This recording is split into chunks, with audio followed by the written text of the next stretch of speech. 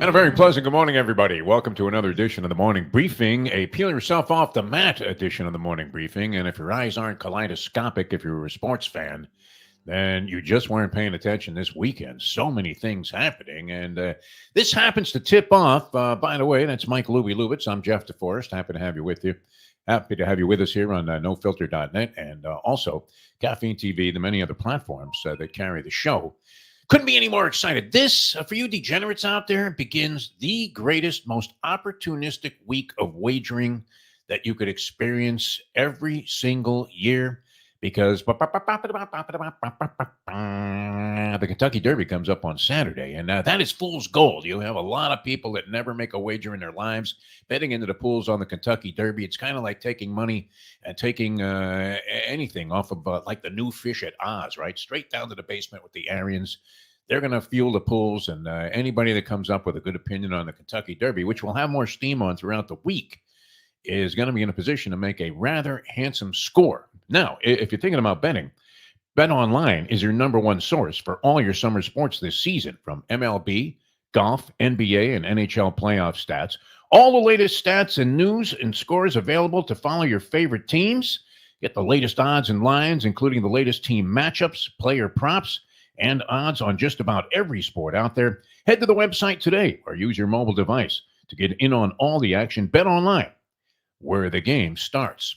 Lots of games to analyze, Lubie, not the least of which, of course, we had the draft take place. Most of the people in our city, our home city of Miami, are thinking that the Miami Dolphins did very well, that they just knocked it out of the park in the draft. You say no, my friend. I say no. You say no. There's nothing like drafting projects at positions where you have little need. That doesn't necessarily constitute a good draft. Now, if you want to know anything about any team, I have it right here, Libby. I have the complete grades that came out the minute the draft finished up. They had every team graded. The Dolphins in this particular survey got no better than a C+, and they alluded to many of the same things that you did. The key pick for me, of course, was pick number 257. Because no longer, after Brock Purdy was selected and went to the Super Bowl with the San Francisco 49ers last year, having aced his way through into the starting lineup, a guy that the San Francisco 49ers sacrificed the franchise. I think they even gave up the rights to the body of DeBartolo to move up to take Trey Lance back in the day. And then, of course, they had Sam Darnold on the roster. This guy, Brock Purdy, blows by them all. And he actually makes Mr. Irrelevant relevant. But the guy this year, Jalen Key, of Alabama, a safety, number 257. We'll see if he can establish those same kind of credentials. It's unlikely because even if you're drafted in the first round, very highly in the first round by the New York Jets, there's a pretty good chance that that is a kiss of death for your career. Think about these guys. Zach Wilson, Sam Darnold, Dwayne Robertson back in 2003, number 4 overall pick. Ever hear of him? No? I rest my case there. Johnny Lamb Jones, he had one okay year, and the next thing you know, he's in the tank. Kyle Brady, that was when the Jets were drafting irrelevant tight ends, speaking of Mr. Irrelevant. D. Milliner, cornerback who did not distinguish himself, except that they almost gave him the same label they gave Elvis Patterson. They almost nicknamed him Toast.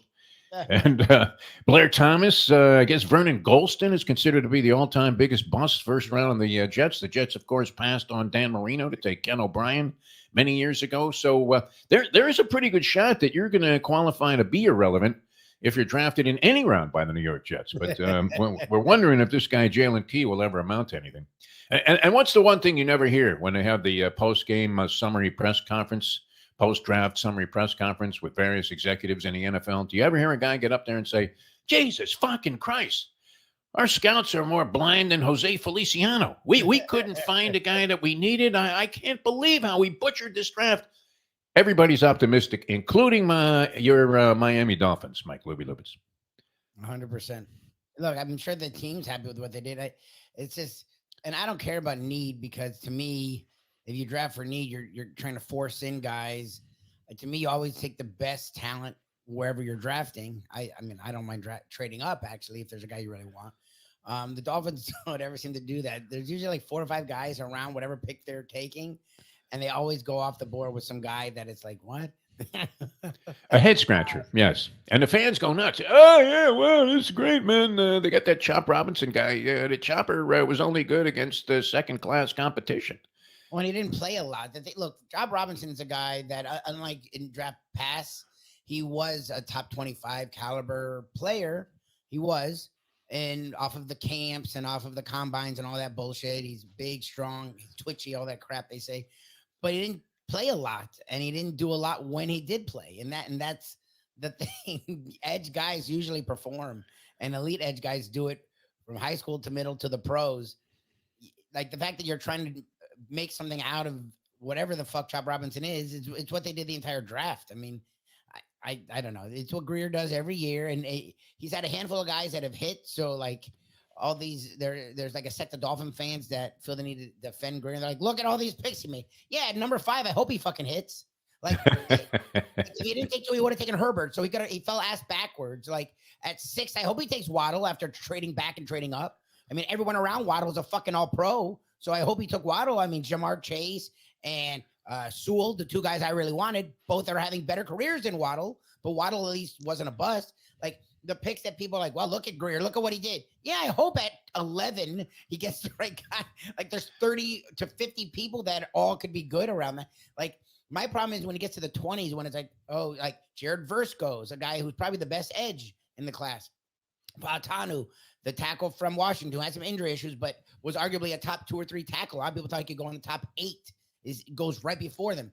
Those are the guys that even Greer couldn't fuck up. What happens? They go 21. Now you're like, oh shit, there's no automatics anymore. Oh, let's go reach. It's like, my favorite word ever used in the draft coverage, reach. But by the way, everybody has an announcer that just kind of has their skin crawling every time the guy opens his mouth. And you can't get any more paralysis by analysis than you do during the draft. For God's sake, it was on every channel, wasn't it? ABC was carrying it, ESPN Deportes, Turner, MTV was carrying the draft, just about everybody. But the guy that gets me, I guess, and he makes a very good account of himself. He has a commanding presence, dresses very sharply, has credentials to make you think that he should know what he's talking about. But he almost single-handedly buried Monday Night Football with his endless babbling and high-minded proclamations that he knew more about football than virtually everybody. Is Louis Riddick. When I hear this guy start talking on the draft, I really want to crawl into a hole. Lubie, I just start screaming. I would rather watch reruns of the Beverly Hillbillies than see this guy break something down. And that's not to say maybe his analysis is spot on, but he's the guy that had me screaming. I thought Nick Saban made a pretty good account of himself, which is hard for me to say, Lubie. But not inclined to the normal gratuitous laughter that's very common on these kind of sets where 4 guys are talking all at once and they're all just laughing. Not that we would, do that on this show. Somebody says something that's completely unfunny.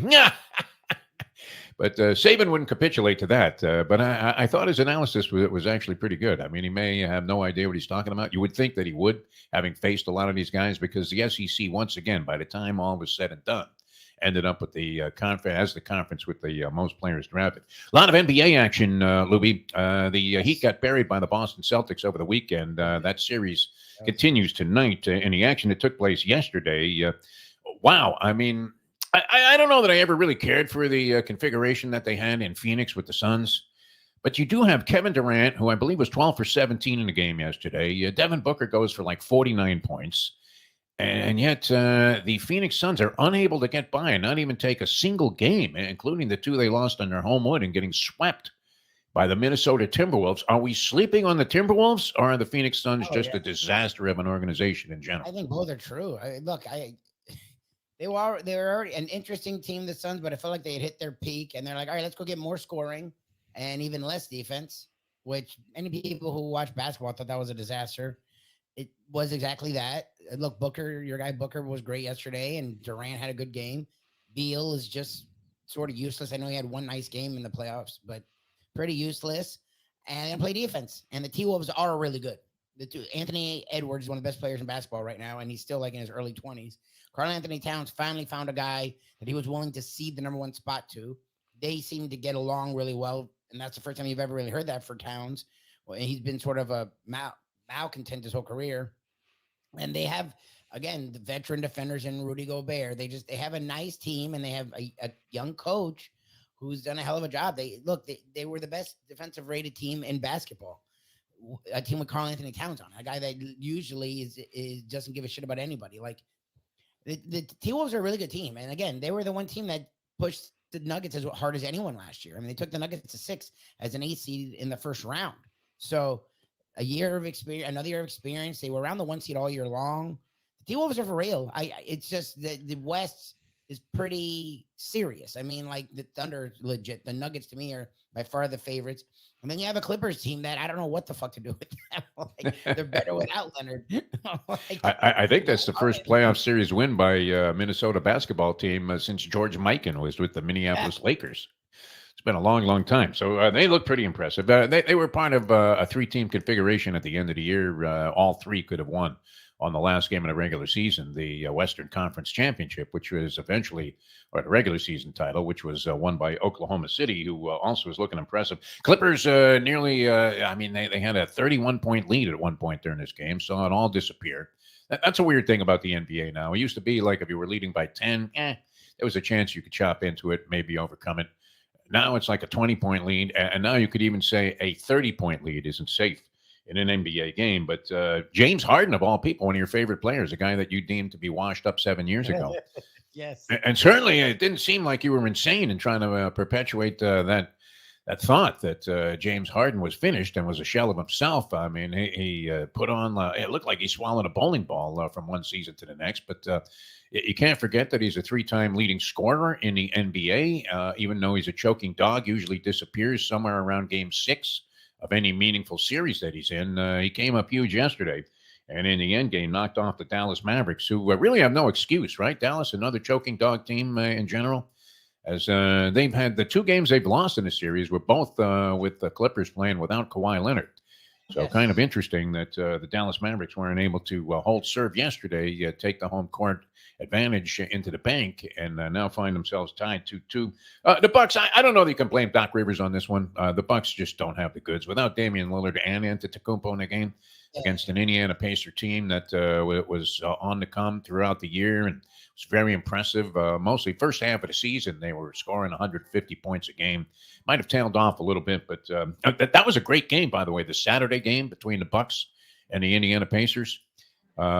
Great game all the way down to the wire, but the Bucks down 3-1 now. I guess it was Friday that they played that game, but incredible. The one that went into overtime where your man Middleton, who you're not a big fan of, kept hitting 3-point shots at the buzzer. Was an incredibly competitive game, but when you lose that game, that usually kind of creates a bit of a crush, and sure enough, the Bucks find themselves on the verge of elimination there in the first series again. Down 3-1. And the Knicks in Philadelphia, bloodbath. That's old-fashioned Eastern Conference basketball, isn't it? Or is it just bad offensive basketball? It's a little bit of both. Yeah. I mean, both are nice defensive teams, but they also, I think, are lacking in offensive talent. As much as Knicks fans love their team. Jalen Brunson, though, I mean, for people thought that the Knicks maybe made a mistake giving him all this money. Hell of a player, man. He's had a great season. Sets a Knick record with 47 points, Knick playoff record, exceeding the 46 that was posted by Bernard King, I think, a couple of times. That's saying a lot that he would have the scoring record for a playoff game, and he was brilliant all throughout that ball game.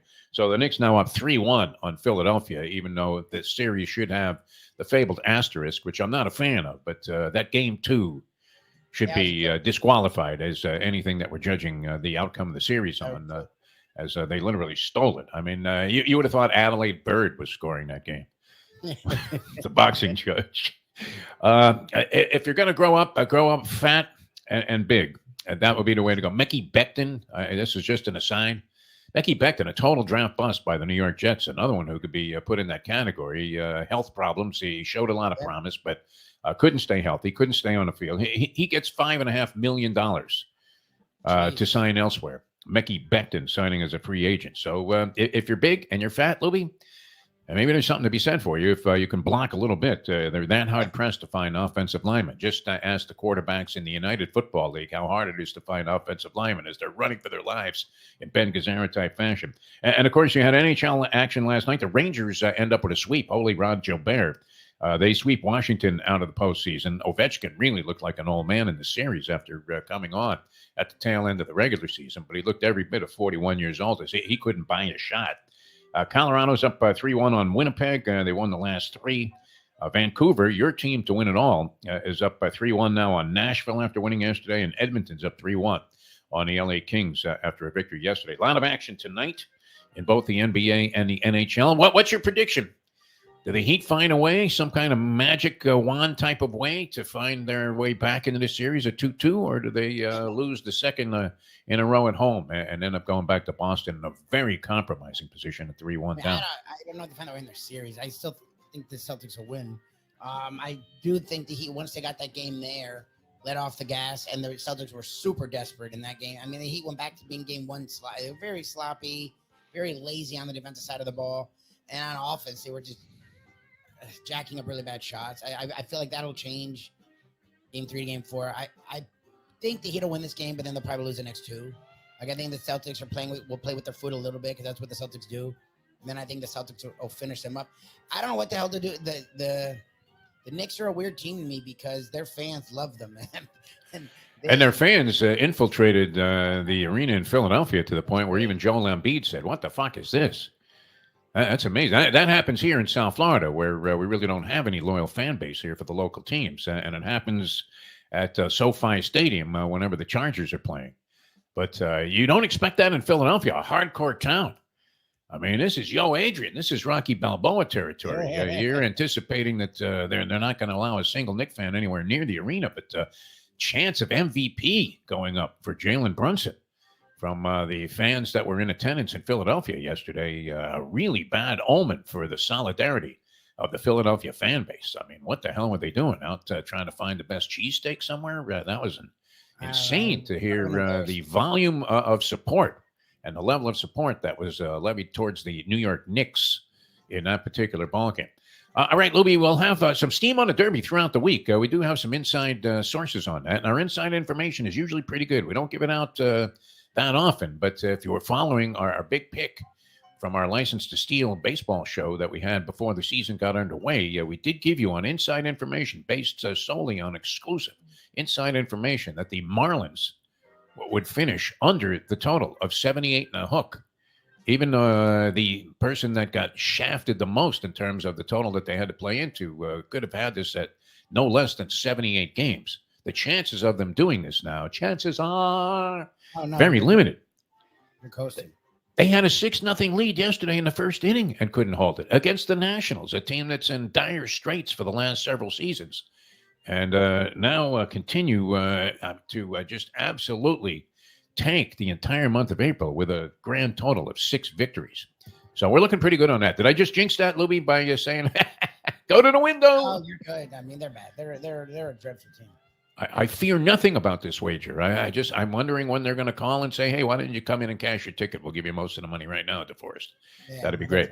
But hopefully you guys jumped on that. We'll follow that throughout the season, but it doesn't look like it's going to take much tracing because I think we're going to cash before the All-Star game. All right, for Mike Lube, it's a pleasure being with you. Another big week on tap, so stick with us here on the morning briefing. Brought to you in part by Bet Online, and always a pleasure to be with you. Peeling ourselves off the mat on this Monday, and we'll see you tomorrow morning with the next edition right here on NoFilter.net and Caffeine TV, our various other outlets. We'll see you with the next edition of the morning briefing.